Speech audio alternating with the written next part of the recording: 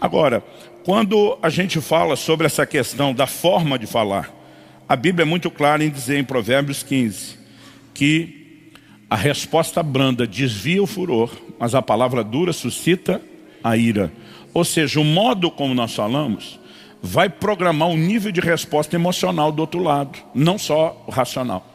Se não cuidamos com a forma de falar, a comunicação se torna cada vez mais emocional e cada vez mais difícil de fluir e de se resolver. Provérbios capítulo 11, verso 9, nos mostra que destruir com palavras é atitude de ímpio. Não deveria ser a atitude dos crentes. Provérbios 12, 18 nos mostra que as palavras ou ferem ou curam. Então a gente precisa saber como usá-las.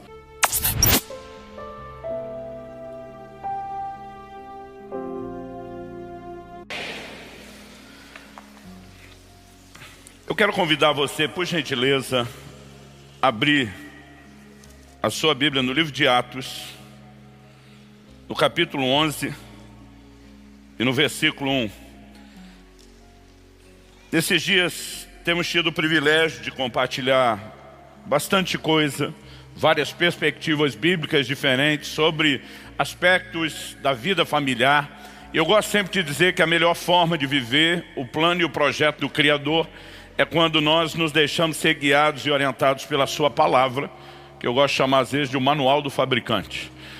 Quando Deus criou o homem, Ele também estabeleceu princípios, não apenas os princípios que eu e você deveríamos praticar, mas princípios que regem o reino de Deus nos foram revelados. Entendê-los e se mover dentro deles é a única garantia que eu e você temos de ser bem-sucedidos naquilo que Deus planejou. E quando a gente fala a respeito de vida familiar, nós precisamos saber que, embora o projeto de Deus seja muito especial, o risco de vivermos atritos, divisão, problema é indiscutível, é inquestionado, porque o ser humano, ele carrega singularidades. Nós não somos todos iguais, somos diferentes. Quando se fala do casamento, nós temos um grande desafio, porque cada um veio de uma escola diferente de comportamento. Então, dependendo da escola e a perspectiva que a pessoa traz e carrega, isso já vai tornar o relacionamento um grande desafio. Além dessas diferenças de criação, nós temos as diferenças de temperamento. Não somos todos iguais, temos estilos diferentes e normalmente, quando estamos buscando alguém para se relacionar, consciente ou inconscientemente, temos a inclinação de buscar alguém diferente. Por quê? O ditado dos opostos se atraem é um tanto quanto verdadeiro quando a gente fica pensando que o outro que é diferente tem virtudes que nós não temos. Mas o que a gente acaba descobrindo só depois de relacionar é que a pessoa não é diferente só nas virtudes, ele também tem, ou ela também tem defeitos que nós não temos. E isso vai deixando a química ainda mais explosiva. E não bastasse isso, quando falamos do matrimônio, nós temos as diferenças do jeito de ser de homem e mulher. Quando eu e Kelly eram recém-casados, nós lemos uma literatura, não é cristã, mas eu sempre indico para os casais, porque ela fala muito sobre relacionamento. É um livro secular muito conhecido chamado Homens são de Marte, Mulheres são de Vênus. O autor brinca que parece que cada um veio de um planeta diferente e se estabeleceram aqui para se relacionar. O homem ele tem uma inclinação a ser bem mais racional, a mulher tem um lado emotivo mais forte. Isso não significa que a mulher não use da razão e que o homem não tenha emoção, mas a maneira como lidamos com essas coisas não são bem as mesmas. E quando você junta todas essas diferenças, às vezes nós temos um grande desafio chamado comunicação, porque alguém fala uma coisa e o outro entende outra. Eu honestamente não sei como homem e mulher conseguem ser tão diferentes. Por exemplo, os homens têm mania de entre si expressar amor esculhambando um ao outro. A gente encontra os amigos e diz, ô cabeção, ô barrigudo, ô careca. E as mulheres não entendem que nós estamos expressando carinho. Agora um homem dificilmente elogia um amigo na frente. A gente espera ele sair da roda e por trás, pelas costas, a gente diz, gente boa isso aí. Os outros podem crer, mas na frente não. Agora quando as mulheres se reúnem é o contrário. Ah, você tá linda, você que tá, é só elogio, mas quando uma sai, engordou, é verdade. E não tem certo e errado, tanto o homem como a mulher elogia e esculhamba. O jeito que cada um faz isso é completamente diferente. Os homens se encontram para comer alguma coisa junto. fizeram um lanchinho lá, deu R$ 27, né, para cada um. Chega a hora de pagar a conta, cada um joga 40 na mesa. O rapaz está quebrado, sem dinheiro. Mas não faz questão nenhuma do troco, nem de calcular, não sei se é o ego do homem. Quando as mulheres se reúnem, nunca elas vão fazer uma coisa dessa. Elas vão somar conta, dividir pela quantidade de pessoas, inclusive os centavos, vão abrir a bolsinha, contar as moedinhas, o que honestamente eu acho libertador e inteligente da parte das mulheres, mas nós os homens não conseguimos fazer. E as diferenças, elas vão longe. A pergunta é como se comunicar num ambiente de tanta diferença. E a Bíblia tem alguns padrões. Eu gostaria de compartilhar algumas coisas que têm nos ajudado a vencer os nossos próprios desafios em família. Então vamos lá, Atos capítulo 11.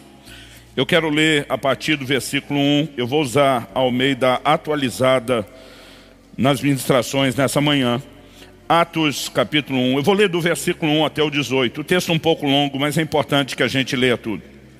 O texto diz assim: chegou ao conhecimento dos apóstolos e dos irmãos que estavam na Judéia, que também os gentios haviam recebido a palavra de Deus. Quando Pedro subiu a Jerusalém, os que eram da circuncisão o arguiram, dizendo: entraste em casa de homens incircuncisos e comeste com eles. Então Pedro passou a fazer-lhes uma exposição por ordem, dizendo: eu estava na cidade de Jope orando, e num êxtase tive uma visão em que observei descer um objeto como se fosse um grande lençol, baixado do céu pelas 4 pontas e vindo até perto de mim. E, fitando para dentro dele os olhos de quadrúpedes da terra, feras, répteis e aves do céu. Ouvi também uma voz que me dizia: levanta-te, Pedro, mata e come. Ao que eu respondi: de modo nenhum, Senhor, porque jamais entrou em minha boca qualquer coisa comum ou imunda. Segunda vez falou a voz do céu: ao que Deus purificou, não consideres comum. Isso sucedeu por 3 vezes, e de novo tudo se recolheu para o céu.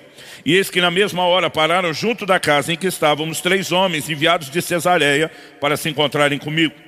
Então o Espírito me disse que eu fosse com eles, sem hesitar. Foram comigo também esses 6 irmãos, e entramos na casa daquele homem. E ele nos contou como vira o anjo em pé em sua casa, e que lhe dissera: envia a Jope, manda chamar Simão por sobrenome Pedro, o qual te dirá palavras mediante as quais será salvo tu e toda a tua casa. Quando, porém, comecei a falar, caiu o Espírito Santo sobre eles, como também sobre nós no princípio. Então me lembrei da palavra do Senhor quando disse: João, na verdade, batizou com água, mas vós sereis batizados com o Espírito Santo.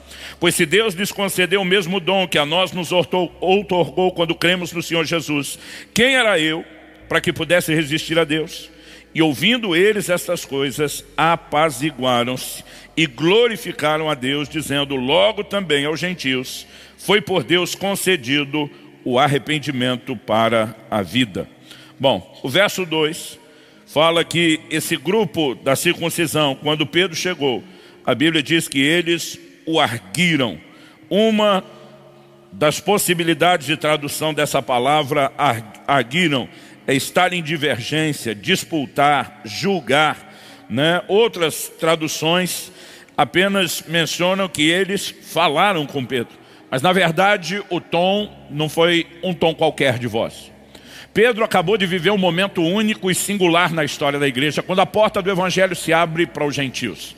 Você conhece todo o relato que acontece na casa de Cornélio, em Atos, no capítulo 10. E eu fico tentando imaginar a alegria de Pedro, esperando a hora de compartilhar tudo aquilo que Deus tinha feito. Mas a verdade é que antes mesmo dele chegar a Jerusalém, a notícia do que aconteceu em Cesareia chegou primeiro. E quando Pedro chegou, tinha um grupo, aquela turma, né, do Talibã, linha dura, da circuncisão, que já estava esperando ele com pedra. Você entrou na casa de gentio, comeu com ele, a lei não permite isso. E os caras vieram para cima de Pedro. Agora, a reação de Pedro e a maneira como ele administra isso nos ensina algo. E como diz a Escritura, tudo quanto foi escrito para nosso ensino foi escrito. Não creio que Deus quis que a gente soubesse como eles administravam conflitos sem que isso, né, pudesse servir de orientação prática para mim e para você. E Pedro nos mostra algumas verdades importantes com a atitude dele nesse texto. A primeira delas que eu aprendo é que é melhor explicar seu ponto de vista do que atacar de volta. Não importa se alguém te recebeu com pedras, em vez de você simplesmente retribuir a pedrada, você pode explicar o ponto de vista. A segunda é que ser claro e objetivo ajuda. A Bíblia diz que Pedro fez uma exposição por ordem. E ele constrói toda a lógica. Você viu que o texto que nós lemos envolve 18 versículos. A maior parte deles é a explicação de Pedro.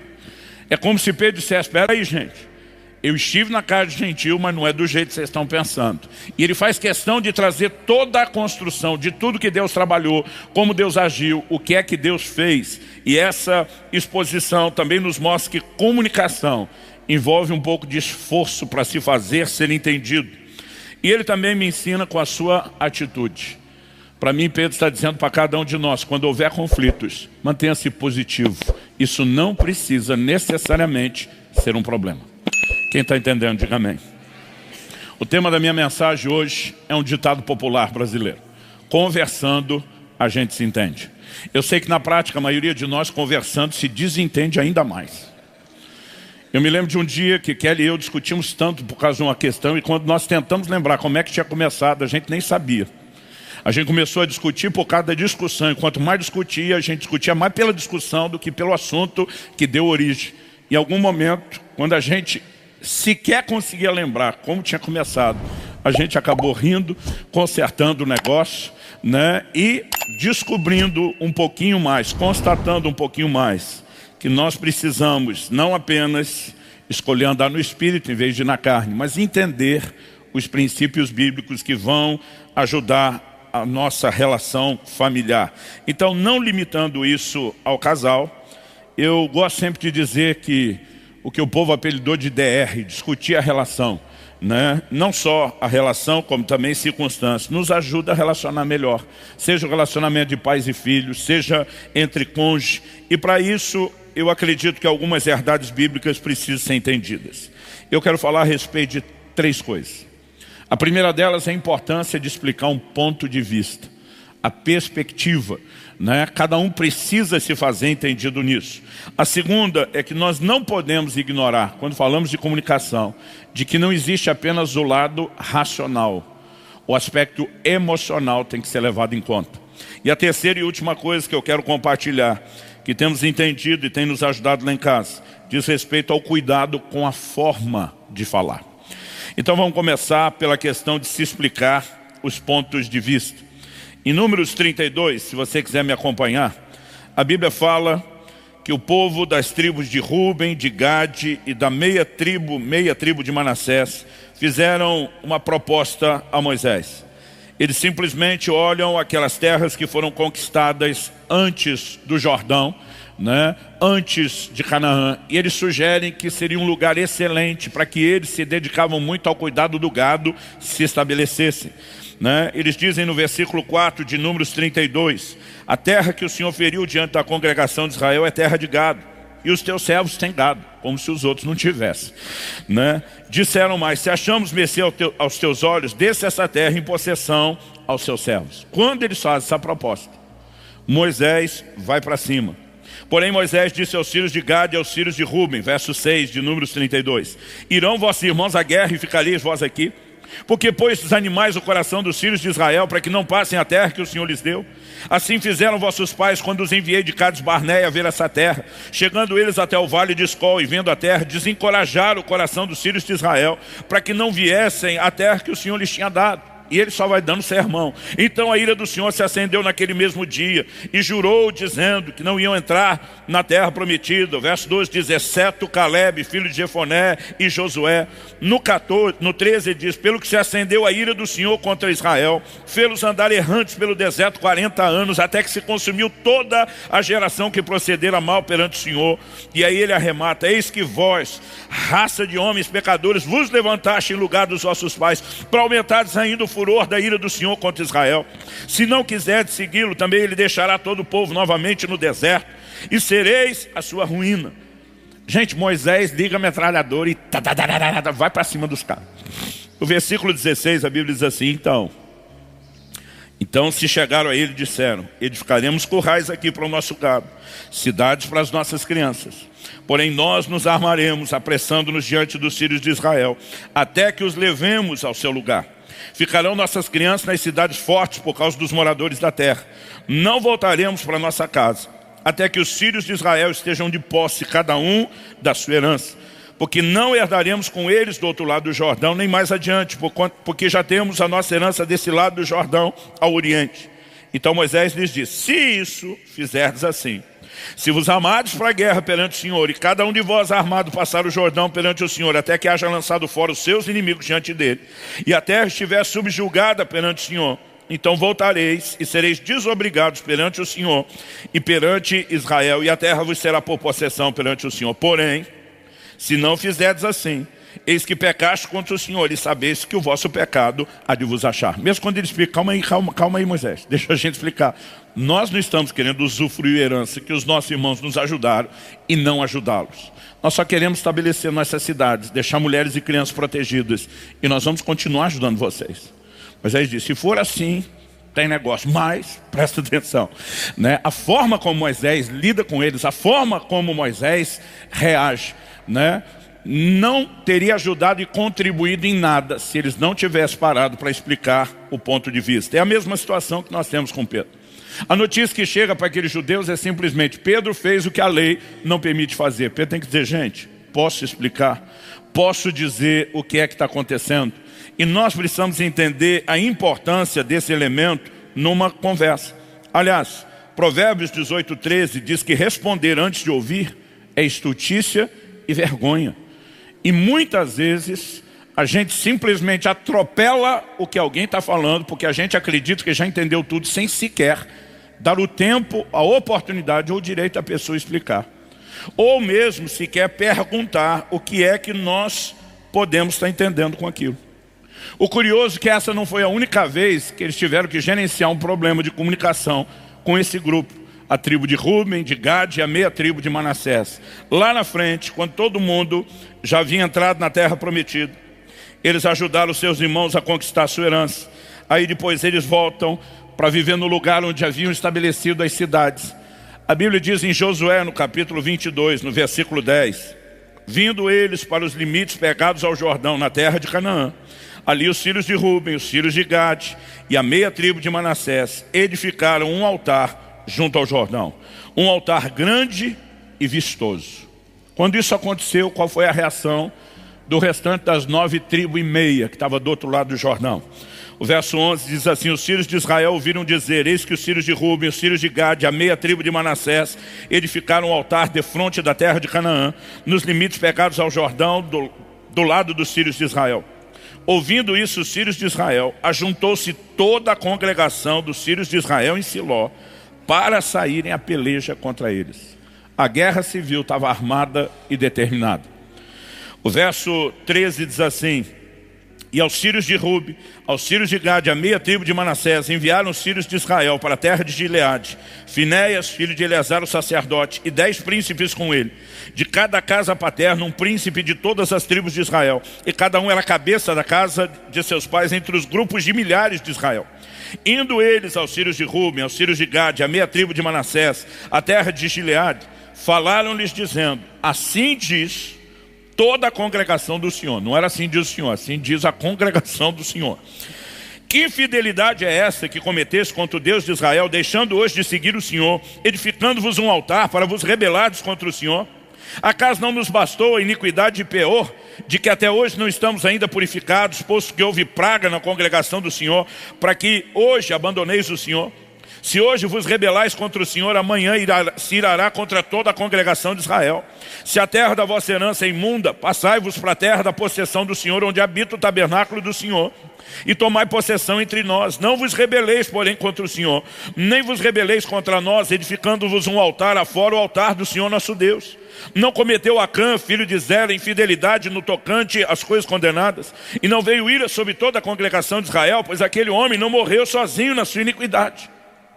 Aí o verso 21 diz: então responderam os filhos de Rúben, os filhos de Gade e a meia tribo de Manassés, e disseram aos cabeças dos grupos de milhares de Israel: o poderoso, o Deus, o Senhor, o poderoso, o Deus, o Senhor, Ele o sabe, Israel mesmo o saberá. Então ele está dizendo: nós estamos de boa com Deus, porque Ele sabe o que nós fizemos. Então agora deixa a gente explicar para vocês a pergunta que ainda nem tinha sido feita. Se foi em rebeldia ou por infidelidade contra o Senhor hoje, não nos preserveis. Toca adiante a guerra civil e podem nos massacrar. Se edificamos altar para nos apartarmos do Senhor, ou para sobre ele oferecemos holocausto, oferta de manjares, ou fazemos oferta pacífica, o Senhor mesmo de nós o demande. Pelo contrário, fizemos por causa da seguinte preocupação: amanhã vossos filhos talvez dirão aos nossos filhos: que tendes vós com o Senhor Deus de Israel? Pois o Senhor pôs o Jordão por limite entre nós e vós, ó filhos de Ruben, filhos de Gade. Não tendes parte no Senhor, e assim bem poderiam os vossos filhos apartar os nossos filhos do temor do Senhor. Pelo que dissemos, preparemo-nos, edifiquemos um altar, não para o holocausto, nem para sacrifício, mas para que entre nós e vós, e entre as nossas gerações depois de nós, nos seja testemunho, e possamos servir ao Senhor diante dele com nossos holocaustos, os nossos sacrifícios e as nossas ofertas pacíficas, e para que vossos filhos não digam amanhã: nossos filhos não têm parte no Senhor. Pelo que dissemos, quando suceder que amanhã assim nos digam a nós, as nossas gerações, então responderemos: veja o modelo do altar do Senhor que fizeram nossos pais, não para holocausto, nem para sacrifício, mas para testemunho entre nós e vós. Longe de nós nos rebelamos contra o Senhor e deixamos hoje de seguir o Senhor, edificando altar para holocausto, oferta de manjares ou sacrifício, afora o altar do Senhor nosso Deus que está perante o tabernáculo. Verso 30 diz: ouvindo, pois, Finéias, o sacerdote, e os príncipes da congregação, e os cabeças dos grupos de milhares de Israel, que com ele estavam, as palavras que disseram os filhos de Ruben, os filhos de Gade, os filhos de Manassés, deram-se por satisfeitos. E diz Finéias, filho de Eleazar, o sacerdote, aos filhos de Ruben, aos filhos de Gade, aos filhos de Manassés: hoje sabemos que o Senhor está no meio de nós, porquanto não cometeste infidelidade contra o Senhor. Agora livraste os filhos de Israel da mão do Senhor. E a Bíblia diz no 32 que todo mundo voltou embora, feliz, tranquilo. Tudo resolvido, por causa de uma explicação. No entanto, uma explicação na qual precisou haver insistência, porque tudo começou com acusação e não com pedido de explicação. Nós precisamos entender que quando falamos de comunicação, existem perspectivas. Tiago, capítulo 1, versículo 19, diz que nós devemos ser tardios para falar, tardios para se irar, que é a resposta emocional que normalmente temos nas discussões, mas que nós deveríamos ser prontos para ouvir. Eu me lembro de um episódio que me fez pensar muito nessa questão de se explicar um ponto de vista. A Alissa, minha filha, devia ter entre 9 e 10 anos de idade. A gente estava voltando de uma cerimônia de casamento que eu tinha celebrado. E eu lembro que Alissa começou a me fazer perguntas a respeito do casamento. E em algum momento, eu simplesmente interrompi ela. Falei: minha filha, você é nova demais para estar pensando nessas coisas. Aquele lado pai ciumento aflorou, né? Eu falei: não é hora da gente conversar isso. Ela falou assim: ih, pai, você está por fora. Eu já até sei que tipo de marido eu quero. Quando ela falou isso, foi a mesma coisa que ligar um vulcão que entrou em erupção dentro de mim, né? Eu acho que o aspecto do meu rosto ficou transtornado, que nem o de Nabucodonosor, a Bíblia diz lá, quando os 3 dizem não vão adorar a estátua. E a hora que ela falou isso, eu já ia soltar os cachorros para cima dela. Eu ia falar um monte. Kelly do meu lado no carro percebeu e ela rapidinho fez um sinal assim, ó, tempo.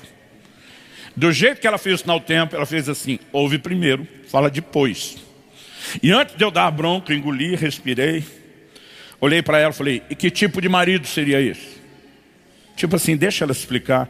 Ela sorriu, olhou para mim e falou assim: alguém que me trate que nem você trata a mamãe. Eu pensei, eu ia brigar por causa disso. Mas para não dar por perdida a discussão, falei: difícil vai ser achar um desse, menina. Aqui ela ria, tipo assim. Ela falou assim: tem que ouvir primeiro, né? Mas na minha cabeça já até sei o tipo de marido. Achei que ela estava falando do biotipo, a descrição, que ela já estava sonhando com esse negócio. E muitas vezes, porque nós não damos ao outro lado uma oportunidade de explicação, nós julgamos de forma antecipada. Winston Churchill, grande líder inglês, dizia: uma boa conversa deve esgotar o assunto, não os interlocutores. Muitas vezes a gente não está esgotando o assunto, a gente está esgotando um ao outro, porque a coisa ganhou um contorno completamente diferente. O que me leva ao segundo ponto que eu quero compartilhar com vocês, que diz respeito ao aspecto emocional. Em Juízes, no capítulo 19, dos versículos 1 a 3, a palavra de Deus diz o seguinte: naqueles dias em que não havia rei em Israel, houve um homem levita que, peregrinando nos longes da região montanhosa de Efraim, tomou para si uma concubina de Belém de Judá. Porém ela, aborrecendo-se dele, o deixou e tornou para a casa do pai em Belém de Judá. E lá esteve os dias de uns 4 meses. Seu marido, tendo consigo seu servo e 2 jumentos, levantou-se e foi após ela para falar-lhe ao coração, a fim de tornar a trazê-la. Essa expressão, para falar-lhe ao coração, né, me chama muito a atenção. Embora raramente, mas ocasionalmente a expressão coração até pudesse ser usada para falar da mente e da razão, normalmente não era essa a sua aplicação. Os dois estavam com um problema. Foi mais do que uma discussão comum de marido e mulher. Foi mais do que simplesmente um rompante, uma esposa que diz, estou voltando para a casa de papai. 4 meses se passaram. E esse camarada viu que a mulher não voltava. Ele diz, eu preciso fazer algo a respeito. E a Bíblia diz que ele vai para falar-lhe ao coração. Essa expressão, falar ao coração, que eu gostaria de explorar um pouco agora.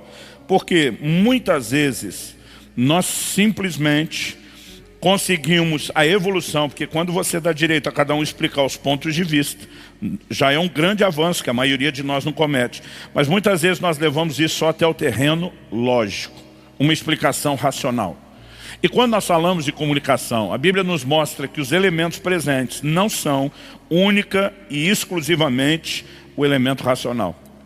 Nós precisamos considerar também o elemento emocional. Aliás, normalmente é a colisão de uma argumentação racional de um lado com uma emocional do outro que torna o problema pior em vez de resolvê-lo.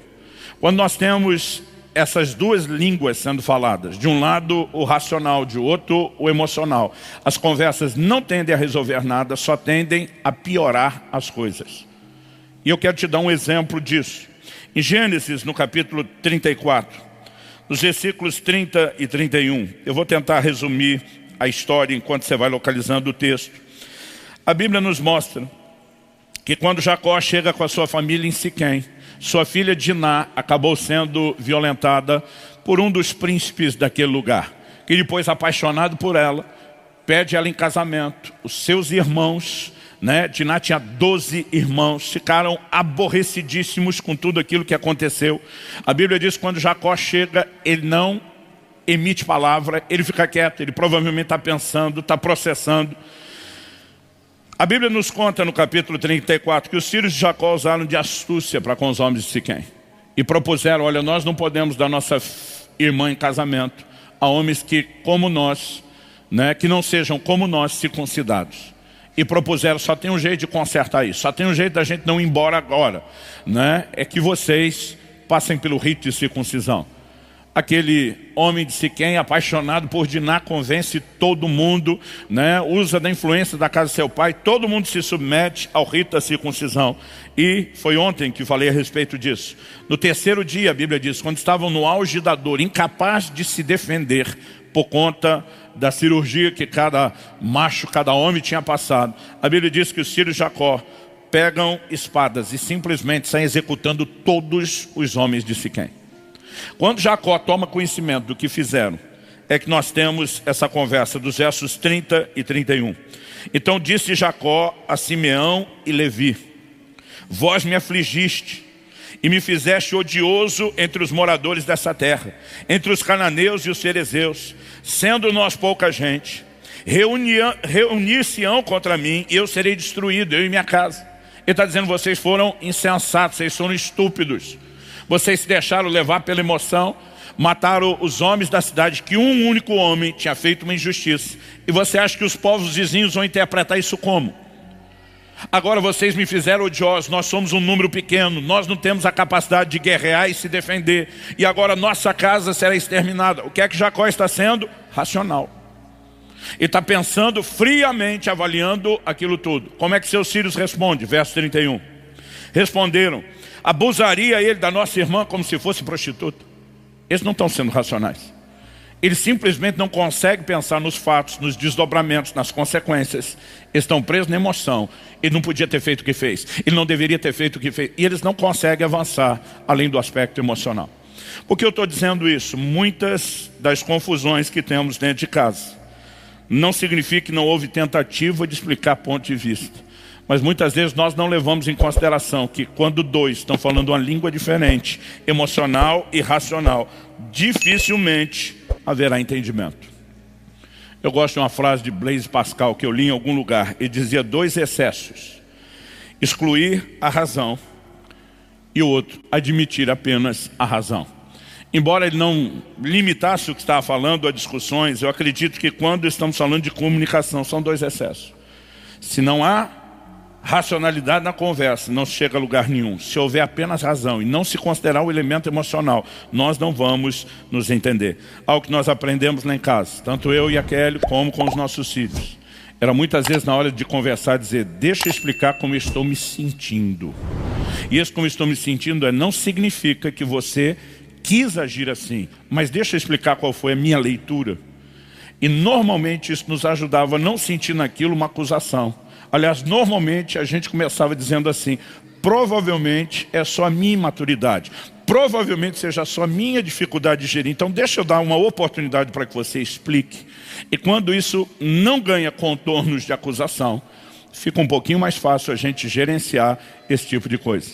Eu lembro que de vez em quando, Kelly mencionou numa das pregações, que às vezes dependendo o que eu falava para ela, ela não gostava. Às vezes eu parava na frente dela, eu fazia um azinho assim com o dedo, eu dizia amigo, não inimigo, amigo. Eu falava tipo índio: eu, aliado seu, inimigo fora. Né? A gente começava a rir daquilo porque esse tipo de lembrete às vezes nos ajuda. O aspecto emocional.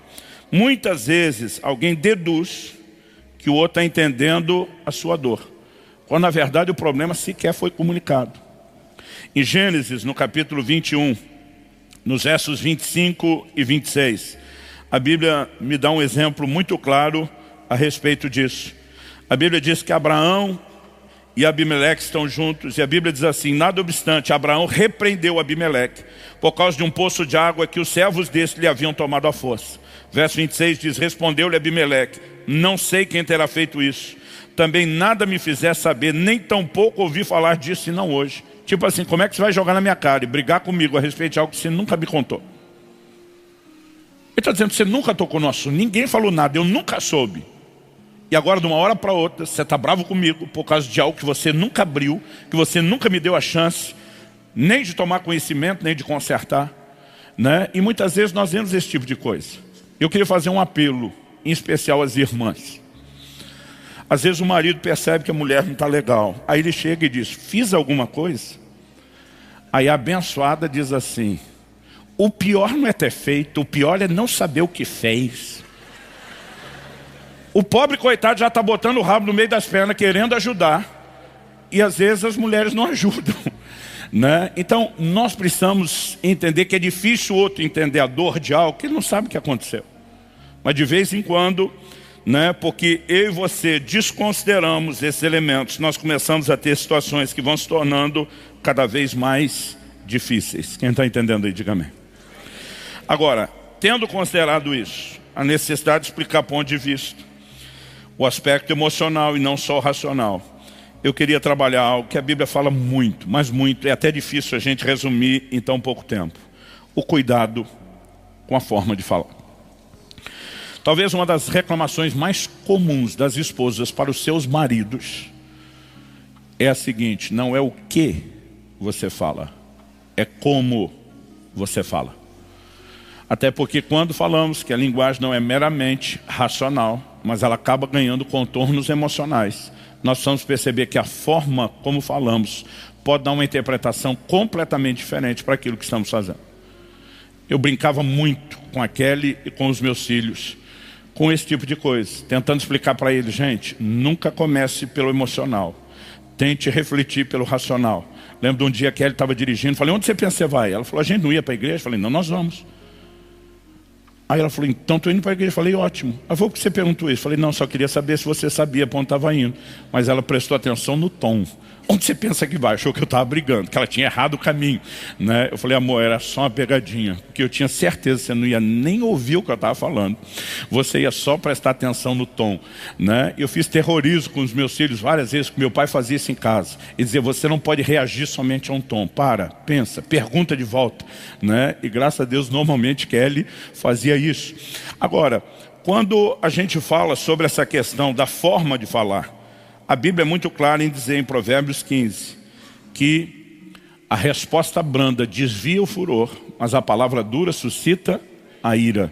Ou seja, o modo como nós falamos vai programar o nível de resposta emocional do outro lado, não só o racional. Se não cuidamos com a forma de falar, a comunicação se torna cada vez mais emocional e cada vez mais difícil de fluir e de se resolver.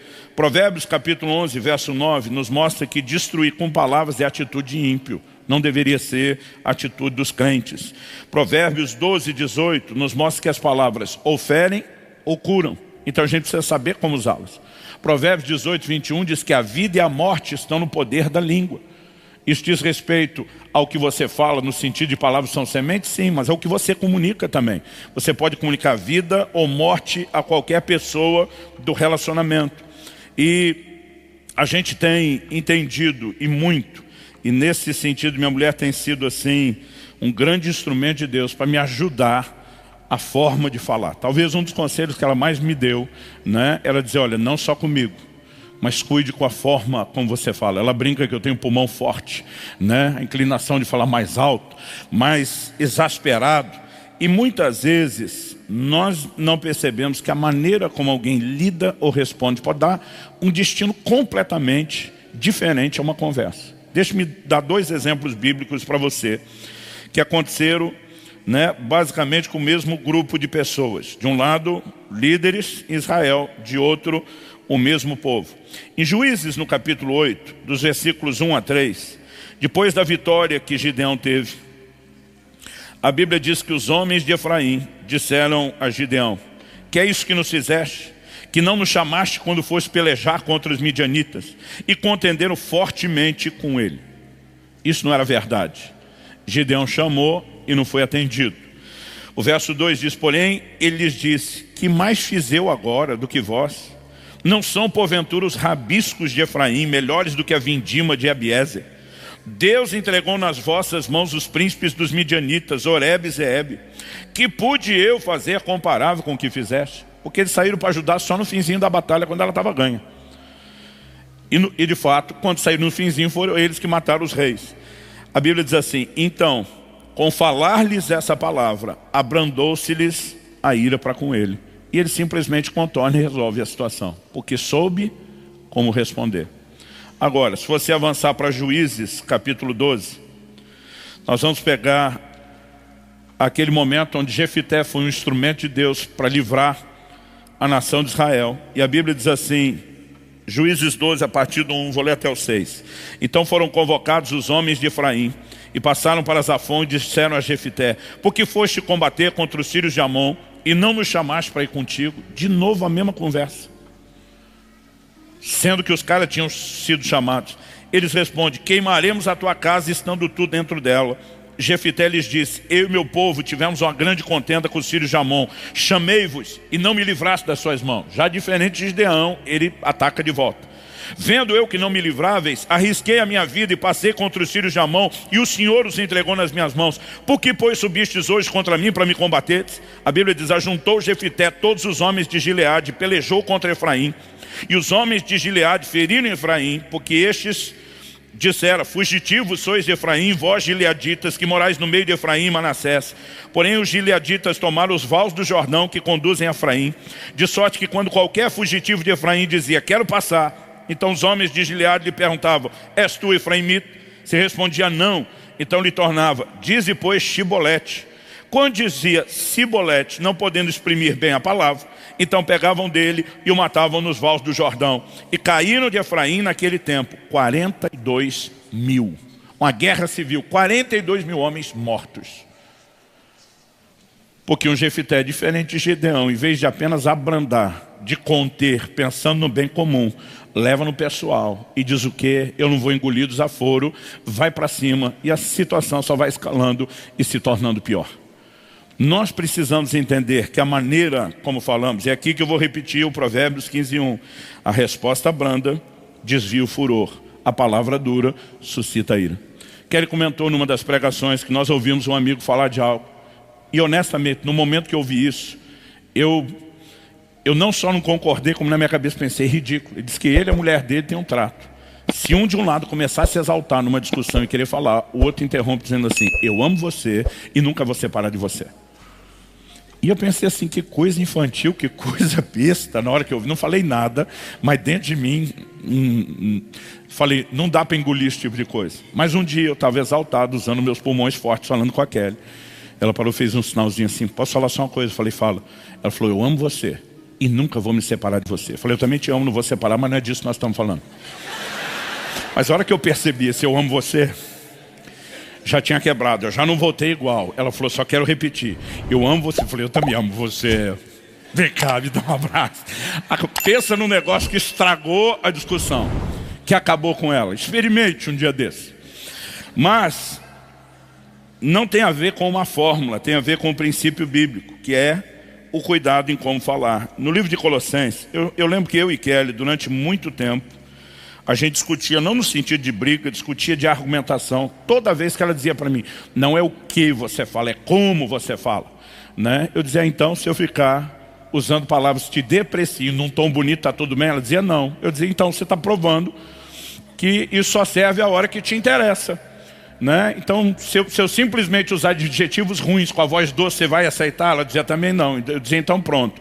Eu falei, a hora que te interessa o jogo funciona de um jeito, a hora que não interessa é do outro.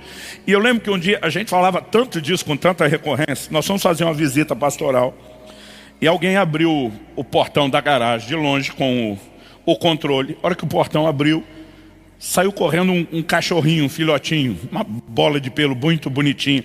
E o cara já gritou lá, segura o cachorro, a hora que abriu pra gente, né? E eu lembro que eu fui, peguei aquele filhotinho, ele era tão fofinho, pequenininho. E eu comecei a olhar, estava longe da família, baixinho, eu dizia, você é um cãozinho tão estúpido, você ia sair da rua, ia ser atropelado, o carro ia esmagar sua cabeça. E eu comecei a esculhambar o cachorro, mas não tão bonito. Aqui disse, pode parar que eu estou entendendo onde você quer chegar. Eu sei que nós ficamos nessa discussão um tempão, mas um dia eu estava lendo Colossenses, capítulo 4, versículo 6, que diz assim, a vossa palavra seja sempre agradável. Diga comigo, sempre agradável.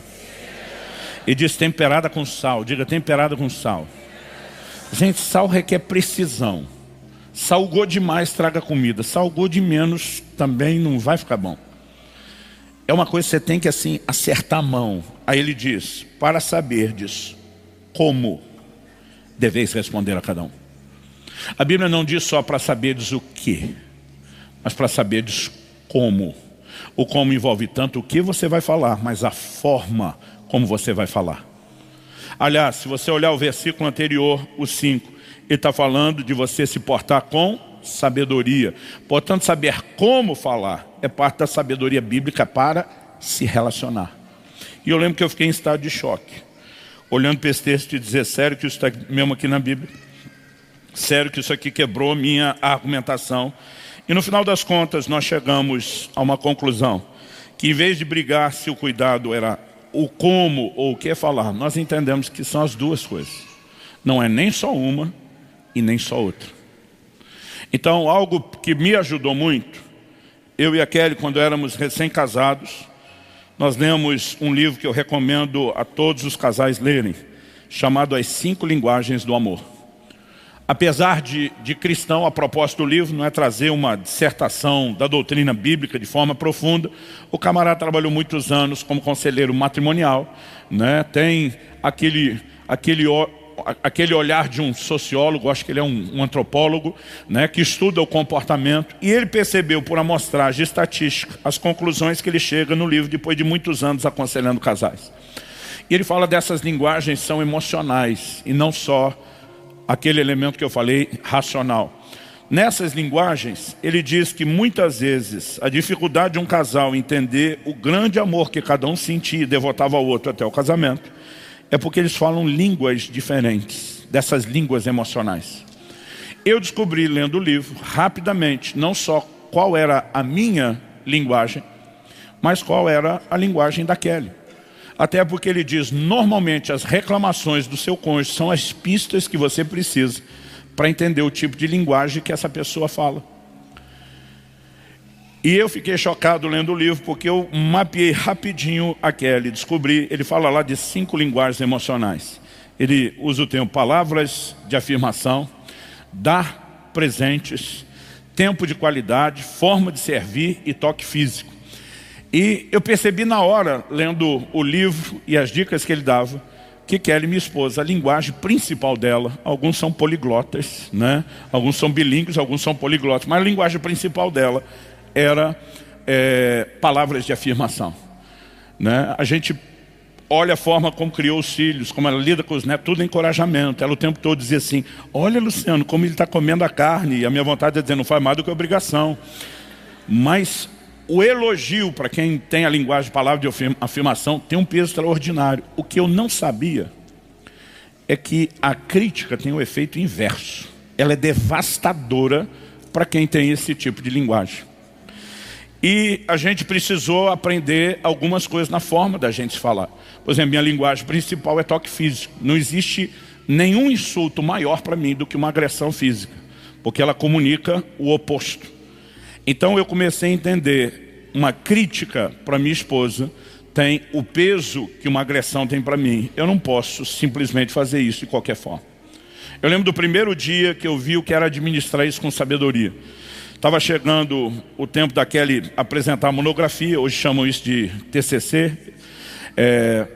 Ela tinha escolhido um assunto assim que eu brinco que eu merecia um diploma, porque eu fiz a faculdade com ela, né? Ela me contava toda a aula que tinha, eu participava dos trabalhos, eu lia livro, eu estava envolvido em tudo aquilo que ela fazia. Eu achei que ela tinha escolhido o melhor tema possível. Ela estava com um dos melhores supervisores, né, dos professores acompanhando ela. Ela tinha a melhor amostragem prática de campo que ela tinha escolhido. E de alguma forma ela estava travada, não conseguia fazer aquilo, e o prazo estava terminando. E ela começou assim a ficar em desespero, estressada com aquilo. E um dia eu falei, meu amor, eu não estou entendendo sua dificuldade, eu preciso que você me explique. Ela falou, como não? Eu falei, não estou entendendo. Por quê? Você é uma comunicadora fantástica. Sempre na sua vida escolar, os professores elogiaram os trabalhos que você apresenta, a forma como você faz isso. Eu falei, você escolheu o melhor tema, a melhor literatura, os melhores supervisores, você está com o melhor trabalho de campo. Quando eu comecei a falar, ela foi estufando o peito. Gente, eu mal consegui terminar meu discurso. Essa mulher sentou, escreveu umas 4 horas sem parar. E ela levantou e disse, está pronto. Eu não acreditava. Quando eu vi o que ela produziu naquelas 4 horas, eu falei, saiu isso tudo? Ela, saiu. Muito obrigado, você me ajudou. Eu aquele dia falei, meu Deus, eu não posso desprezar o poder que isso tem. Mas o que eu sempre precisava cuidar era com a minha honestidade. Porque na hora de elogiar, eu fazia tudo que devia. Mas na hora do confronto, eu também ia para cima. Eu lembro de um dia que Kelly tomou uma decisão num departamento que ela cuidava na igreja, sem consultar a nossa equipe, o presbitério e os demais. Ela criou uma solução para o problema dela e arrumou vários problemas para outros departamentos, porque agiu sozinha. Eu lembro que eu chamei ela em casa e falei, amor, nós estamos indo para a reunião com o presbitério de governo. E eu vou ter que chamar a sua atenção, porque lá você não é minha esposa. Lá você é uma parte da equipe. Eu vou ter que consertar o que você fez, eu vou ter que te corrigir. Então não leve isso no pessoal. Ela olhou para mim e falou, muito obrigado por falar dessa forma, por me preparar antes, por colocar os pingos nos is. Ela falou, isso ajuda a coisa não ficar emocional. Ela falou assim, aliás, vou aproveitar para te sugerir algo. Sempre que você precisar me corrigir, só lembre de me elogiar primeiro. Quando ela falou isso, já não gostei. Falei, não me peça para praticar essa psicologia barata. Falei, eu te elogio o tempo todo. É raro ter uma situação que tenha crítica. Quando eu te elogio, eu não tempero com uma crítica junto. Mas na hora de criticar, você quer que eu bote um elogio junto? Eu falei, não me peça para praticar essa psicologia barata. Kelly muito sabe, ela só fez assim. Ok, desculpa, não está aqui quem falou. Mas ela foi para o disque denúncia. E foi falar com Deus, dizer assim, ó, eu não vou ganhar essa argumentação. O Senhor sabe o quanto isso é não só importante, mas necessário para mim. Estou recorrendo à autoridade suprema e pedindo ajuda. E não me falou nada.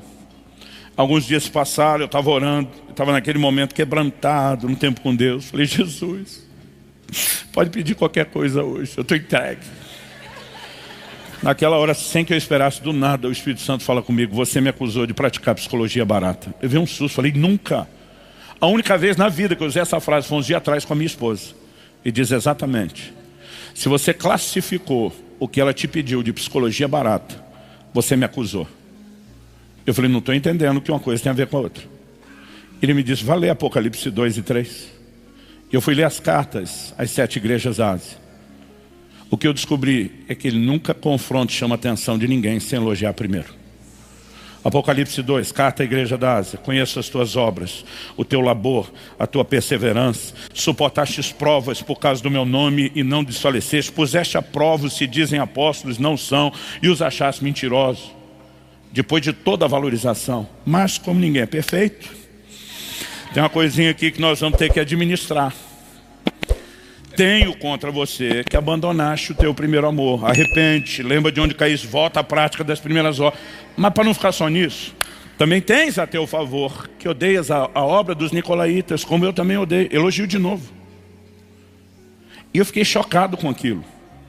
E naquele momento o Senhor me disse, se você souber como falar, você evita interpretações emocionais equivocadas. O problema da maioria das pessoas, de dificuldade de aceitar correção, não é porque não são ensináveis. É porque elas entendem que estão sendo atacadas, depreciadas, e o instinto de sobrevivência reage. E eu lembro que a partir daquele dia eu comecei, meu amor, você é uma mulher tão fantástica, tão extraordinária. Eu sou um homem tão abençoado. Eu sou assim, tão feliz pelo privilégio de te ter do lado. Tá certo que ninguém é perfeito, tem uma coisinha ou outra aí, não sei se olha ela dizer, pode falar. Mas amor, acho que é até injusto, no meio de tanta virtude, a gente pode falar. Ela recebia aquilo de boa. Agora, se eu tivesse uma recaída e fosse direto no assunto, eu já percebia o dano. Meu pastor, Abe Uber, ele chama isso do fator sanduíche. Ele diz que toda correção deveria ser estilo um hambúrguer, que ela vem no meio de uma metade de pão e outra metade do pão. E diz, o hambúrguer é a correção.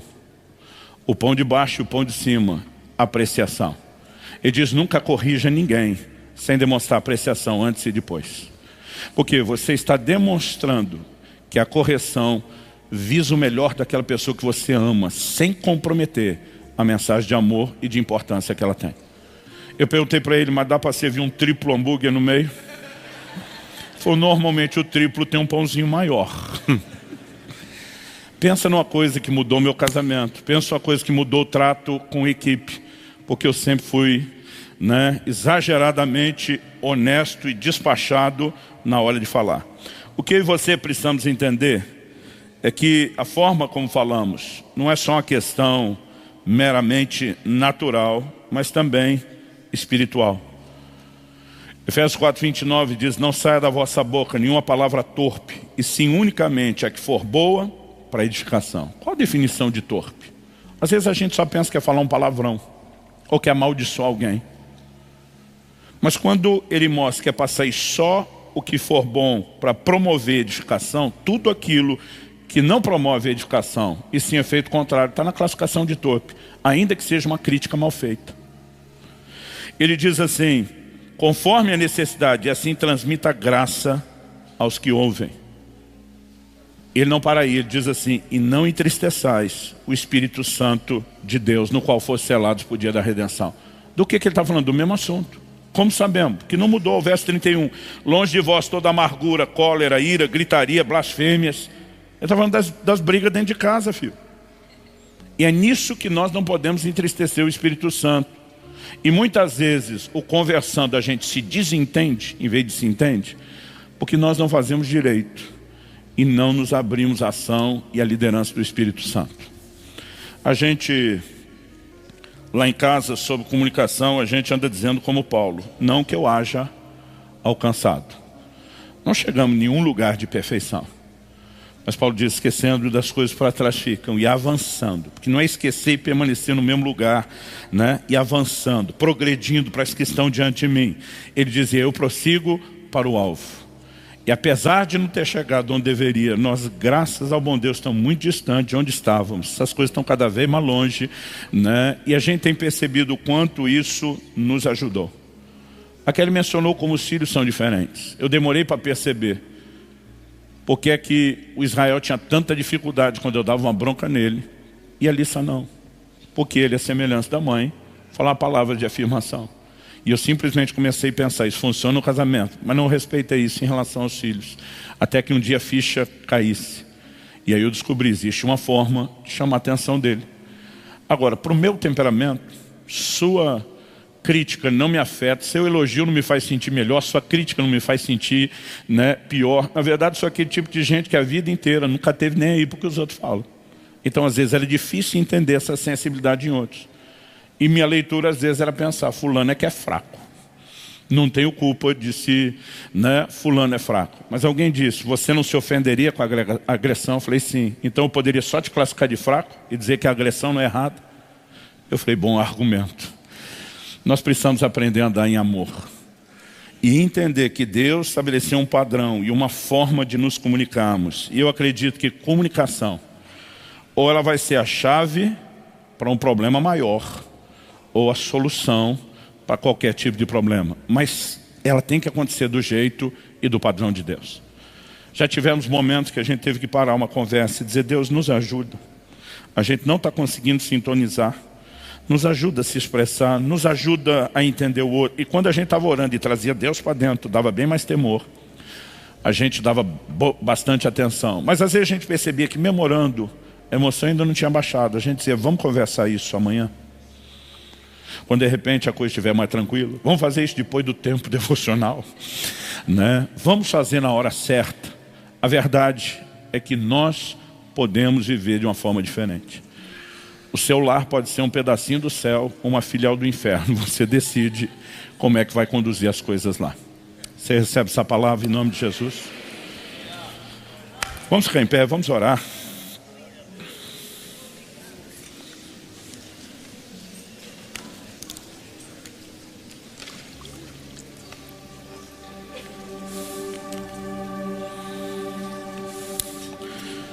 Algumas décadas atrás começou-se a falar muito sobre inteligência emocional. As pessoas descobriram que algumas pessoas que às vezes têm um QI elevado para determinadas realizações, têm um QI baixíssimo para questões emocionais. E nós precisamos de inteligência e de sabedoria em todas as áreas. A Bíblia nos ensina isso. Se nós formos negligentes, e sabedoria, gente, é uma das poucas coisas que a Bíblia nos dá acesso irrestrito. Tiago, capítulo 1, tem algum de vós falta de sabedoria? Peça a Deus, que a todos, não tem exceção, é para todo mundo, a todos, dá liberalmente. Outra tradução diz generosamente. Pensa numa coisa que Deus não economiza quando a gente ora, é clamar por sabedoria. E eu e você precisamos trazer para a nossa vida de oração, Senhor, nos dê sabedoria na hora de comunicar, de falar, de tratar, de resolver as coisas. Porque a forma como nós nos tratamos, a maneira como a gente se fala, quando a Bíblia diz que palavras ferem ou curam, que tem poder de vida e morte, nós precisamos entender que não são apenas palavras ocasionais, é o estilo de comunicação o tempo todo. A Bíblia não está limitando isso só ao que você confessa sozinho. Mas na hora que você fala para outro, não vale. E eu e você podemos entrar nesse lugar de conseguir em Deus essa graça. Eu preciso edificar. Eu preciso abençoar. Eu preciso tratar o outro como eu gostaria de ser tratado. Eu preciso oferecer algo distinto e diferente. E sabe, quando nós começamos a deixar Deus nos governar, a coisa muda. Um dia desse uma pessoa me falou, pastor, eu não entendo. Saber que fulano faz o que faz contra você e ver você sempre que pode ainda honrando a pessoa. Eu lembro que eu falei para ele, o que fulano faz revela quem ele é. O que eu faço revela quem eu sou. Ele falou, inteligente esse negócio. Eu falei, ele já não está me ajudando com o que ele fala. Eu ainda vou deixar ele me transformar naquilo que ele é e me amargurar. Mas a gente não chega a essas conclusões sozinhos. Normalmente é a sabedoria do alto que envolve nosso coração, que abre os nossos olhos, que nos ajuda a perceber e discernir as coisas e tem uma conduta diferente. E eu acho que a gente podia terminar hoje orando não apenas por uma comunicação melhor, que respeite a importância de explicar os pontos de vista, a linguagem emocional e racional, e somar dessas duas coisas a forma de falar. A gente pode pedir ao Senhor por essa sabedoria, que nos dê a capacidade de saber como responder, de temperar com sal. Acredito que isso deveria ser parte do que a gente classifica como domínio próprio. Não explodir, a forma como vamos reagir. Então eu gostaria que a gente terminasse orando um pouquinho, para que a comunicação melhore nas nossas casas, mas a partir de nós. Porque às vezes alguns de nós estamos orando: Senhor, ajuda meu marido, que esse miserável não sabe falar comigo. Mas se a resposta branda desvia o furor e você não está desviando esse furor, está faltando resposta branda do lado de cá também. Pai, muito obrigado pela sabedoria do alto. Não só aquilo que é expresso na orientação da Tua Palavra, mas aquilo que nos é disponibilizado dia a dia pelo Espírito Santo, nosso conselheiro. Nós oramos por vidas guiadas pela Tua Palavra e pelo Teu Espírito. Nós oramos por vidas que manifestem, ó Deus, a sabedoria do alto em toda a sua expressão de conduta. Por famílias que se tornem uma filial do céu, um pedaço do céu, não uma filial do inferno, como brincamos. Pai, nós oramos que possamos viver de tal forma que o Evangelho ganhe credibilidade diante daqueles que nos conhecem um pouco melhor, que percebam o nível e a dimensão de transformação que a Tua Palavra proporciona. Pai, nós oramos por famílias que Te glorifiquem, a começar dos acertos e dos ajustes da comunicação. Nós oramos para viver a realidade, ó Deus, do ditado popular, que conversando a gente se entende, e não que a gente se desentende. E nesse momento Te pedimos que o Teu amor possa governar nossos corações, que a sabedoria do alto encontre cada vez mais lugar para nos dirigir na nossa conduta relacional e na nossa comunicação. Eu quero abençoar cada família aqui representada. Te agradecemos, ó Deus, por esses dias, pelo tempo que cada um tem separado, não apenas para ouvir a Tua Palavra, mas para considerar atentamente aquilo que o Senhor está falando e comunicando. E nós oramos que ela, debaixo da ação do Teu Espírito, o Espírito da verdade, venha não só com entendimento espiritual, mas ganhe aqueles contornos, ó Deus, de aplicação personalizada que só o Senhor pode fazer. Que ela cumpra o propósito pelo qual tem sido liberada. Que a Tua Palavra cumpra o propósito na vida de cada um. Nós oramos em nome de Jesus e para a glória de Deus. Em nome de Jesus. Se você crê e concorda, diga amém. Glória a Deus. Glória a Deus.